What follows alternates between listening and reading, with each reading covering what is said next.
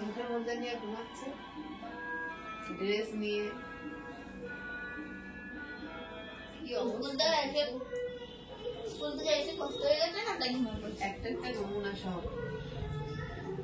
এই একটা নমুনা দেখ, এই দেখ স্কুল ড্রেস পরে ভাত খাচ্ছে।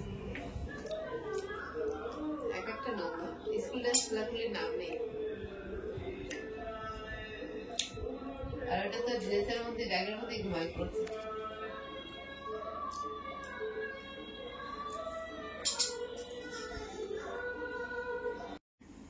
শোনো, ঠান্ডা লাগছে বলো। কত ঢং দেখবো তোরা? হ্যাঁ, পাশ বালিশের উপর হাত তুলেছিস, মাথার বালিশের উপরে গায়ে হাত দিলাম, তা অনেক গরম দিল বুঝলি। আমার বালিশ আমি টেনে নিয়ে শুয়ে পড়েছি, ওর মাথায় আর বালিশ নেই। খানিক পরে দেখি এক হাতা বালিশের উপর উঠে গেল, উঠে গিয়ে এক হাত বালিশের উপরে তুলে দিল, তুলে শুয়ে পড়লো। মানে নিজের বালিশ নিজে ঠিক করে নিল। এই নাটকবাজ, যাবে না কেউ। নাটকবাজ দেখ তাগাই শুনছে।